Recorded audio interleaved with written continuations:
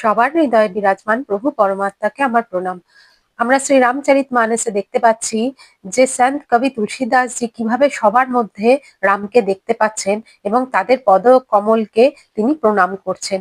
তাই জন্যই তিনি আগের স্তুতিতে বলেছেন, জড় চেতন জগ জীব যত সকল রামময় জানি বন্দো সবকে পদ কমল সদা জোরি যুগ পানি। এবার আজকের স্তুতিতে তিনি কি বলছেন, আগে আমরা সেটা পড়ে নিই, তারপর শুনবো যে তিনি কি বলছেন। আজকের স্তুতিতেও তিনি সবাইকে নমস্কার করছেন আর তিনি বলছেন এখানে, দেব দনুজ নর নাগ খগ প্রেত পিতর গন্ধর্ব বন্দৌ কিন্নর রজনীচর কৃপা করহু অব সর্ব। যত দেবতা, দেব মানে দেবতা, ধনুজ মানে যত রাক্ষস, নর মানে মানুষ, নাগ মানে নাগ জাতির কথা বলছেন, খগ মানে পক্ষীকুল, প্রেত মানে প্রেতাত্মা, আর যত মানে যত এরা আছে সবাই, আর পিতর, পিতর মানে আমাদের পূর্বপুরুষ, আর গন্ধর্ব মানে গন্ধর্বদের বলছেন তিনি উদ্দেশ্যে, তাদের উদ্দেশ্যে বলছেন। বন্দৌ মানে বন্দনা করছি, কিন্নর রজনীচর, কিন্নর মানে আমরা সবাই জানি, আর রজনীচর মানে যারা রাতে বেরোয়। রাতে কিন্তু শুধু যে পশু পাখি রাতে বেরোয় তা নয়, আরো যারা যারা যে জনির আছে তিনি কিন্তু এখানে তাদেরকে সবাইকে এনে নিয়েছেন। এবার তুলসীদাসজি এখানে বলছেন, আমি বন্দনা করছি, কিন্নরদের আজ অব্দি কেউ বন্দনা করেছে মনে হয় না, কিন্তু তিনি করছেন। আর রজনীচার আগেই বললাম যে শুধু যে রজনীতে যারা পশু পাখি বেরোয় তারা নয়, যা আরো যাবতীয় যারা বেরোয়, যেসব শক্তিরা থাকে রাতে সক্রিয় হয়ে ক্ষতি করার উদ্দেশ্যে, তাদেরও কিন্তু সবার বন্দনা এখানে তিনি করছেন। এবার বলছেন, কৃপা করহু অব সর্ব। কৃপা মানে তিনি কৃপা চাইছেন, আর সর্ব মানে সবাই, তার মানে সবাই আমার উপর এবার কৃপা করো। শ্রীরামের কিন্তু এখনো দেখুন নামও উচ্চারণ করেননি তিনি সেইভাবে, কিন্তু আশেপাশে যাদের দ্বারা সর্বদা তিনি ঘিরে রয়েছেন তাদের কৃপা তিনি চাইছেন। মানুষ কাদেরকে নিয়ে ঘিরে থাকে সারাক্ষণ? জড় চেতন দেবতা রাক্ষস, এদের দ্বারাই তো মনুষ্যজনী সারাক্ষণ ঘিরে আছে। আর এটা কত বড় নমস্কার মন্ত্র, যেটা তুলসীদাস জির দ্বারা রচিত হয়েছে, এর থেকে অদ্ভুত আর অপূর্ব মন্ত্র আর কিছু আছে বলে তো আমার মনে হয় না। এবার বলছেন যে তিনি সবার কৃপা চাইছেন, শুধু এদেরকে নমস্কার করছেন কিন্তু তা নয়, ইনি কি করছেন, ইনি সবার কৃপা চাইছেন।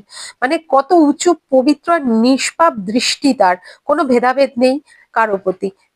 যে পরম বিশুদ্ধ মনের ভাব নিয়ে তিনি গভীরতার সাথে গুরুর বন্দনা করেছেন, গুরু স্তুতি করেছেন, সেই মনের ভাব নিয়েই কিন্তু এই সমস্ত যাদের উল্লেখ করলেন এক্ষুনি তাদেরও স্তুতি করছেন আর বন্দনা করছেন।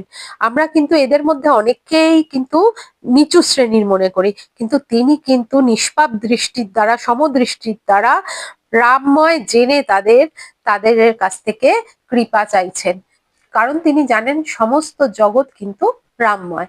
আর যখন সবার মধ্যেই রাম আছে, তাহলে যে ব্যক্তি চুরি বেইমানি করছে, তো তাকেও তো রামই বানিয়েছে, সবাইকে তো পরমাত্মাই বানিয়েছে। আর যে চুরি করছে সে তো অসুস্থ হয়ে পড়েছে।